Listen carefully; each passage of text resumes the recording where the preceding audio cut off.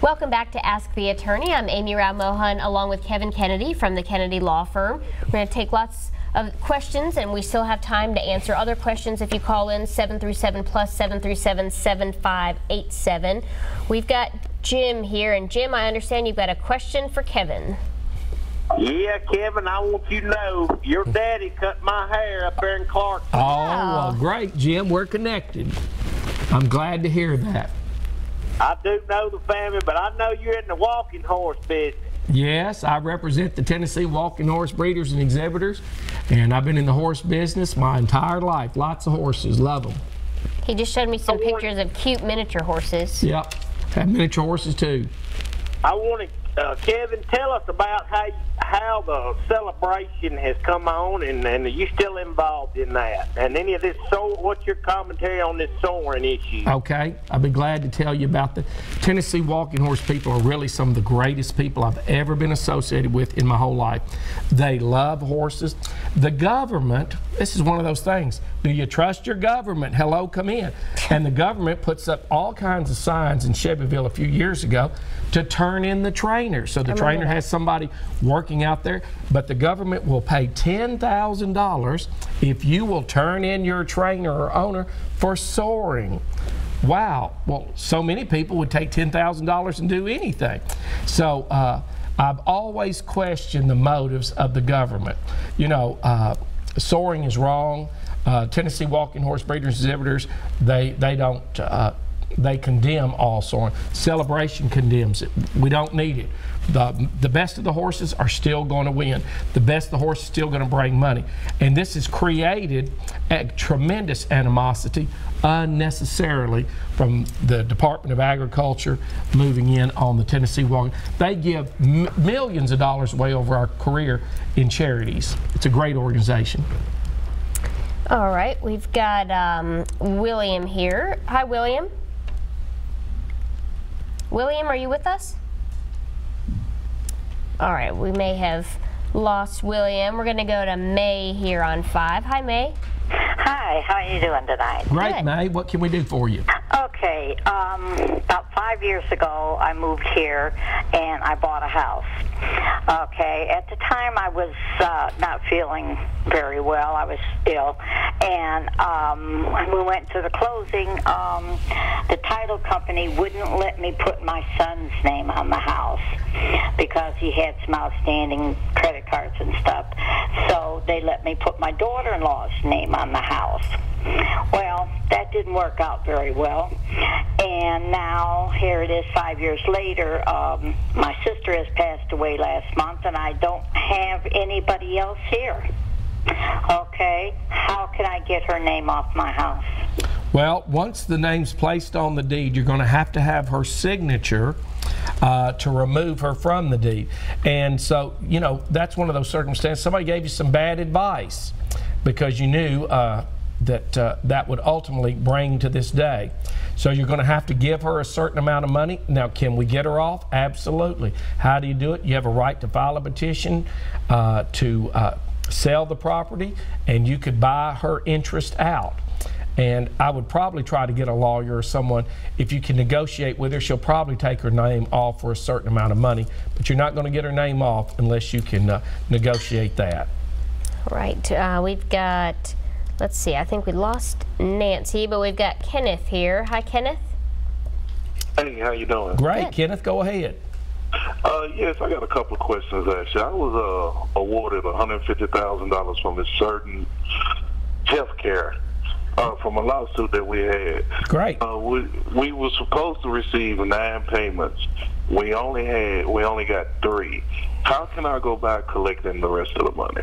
Okay. Well, any collection lawyer, and usually your lawyer, unless they have filed a bankruptcy and become insolvent and they're forever discharged with the bankruptcy court, a collection lawyer can help you collect that. If they just stop paying, you have the right to file on them, place the lien on the property. If they own real estate, they can't sell it without paying you off, and then you have the right to try to proceed and sell their property and take the proceeds off the top. Right. And Okay. Kenneth, did you have another question as well? No, that's all I needed to know. I was just needed get pointed in the right direction. Great to talk to you, Kenneth. All right. All right, thank you. And we'll, of course, put Kevin's information on the screen at the end of the show, too, because I'm sure plenty of people have more questions or they realize they need a lawyer at the Kennedy Law Firm, and they can certainly call that number. Lots of people pondering right now. And that's a good thing. Thinking and discussing these problems and potential problems. All right, we've got Wayne here. Hi, Wayne. Yes. How can we help you tonight? Hey, how y'all doing? Great, Wayne. I'm going through a divorce, been going on for a while now, and people have been asking me, is there any large life insurance policies out there on me? And I'm not sure. I know that she kept all the books and things, so how can I go about finding out if there are any large life insurance policies out there on me up until this divorce is filed? Well, first off, somebody has to own that policy. Somebody has to sign for that. And there's a thing called discovery. You can send a request for production documents from your lawyer to and it makes her answer under oath. Does she have any policies? If she does, she has to produce them. So through the discovery process, you can find that out. We had one recently that came in and said, my husband got a major life insurance policy on me and I never signed. So she was afraid he was going to kill her. And I understand that, but you know, that's fraud. And so they still have to have your signature. Right. We've got Delissa here. Hi, Delissa. Yes, hi, how are you? Great. Good. What can we do for you? Okay, I'm trying to make this quick because she told me we don't have long. My AC had went out, and I went to the company Sears to try to get a level. And what they did was, because I had an account with them, he ordered this 4 ton of another air conditioner that doesn't even fit my home. Oh, boy. And when I went back several times, each one of them, they see me coming, they run in different directions. Yes. Now this Sears has moved somewhere else, and I still got this big old thing. I just recently had someone to put it in the garage. It has never been used. I'm still out of air. My insurance company has set me up in a hotel and everything for air, and I'm still out of air. Now they saying that they don't even have, I got all legal documents of where the paper trail of who, you know. Well, here's what you're going to have to do. So I'm saying, what can I do if attorney won't take it? Here's what you're going to do.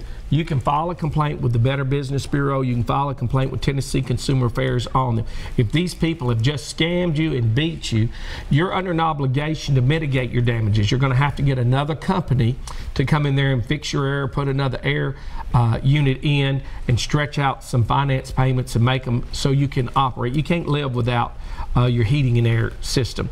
That unit that they have, you can get somebody to come and appraise it, and whatever it's worth, you've got to mitigate your damages.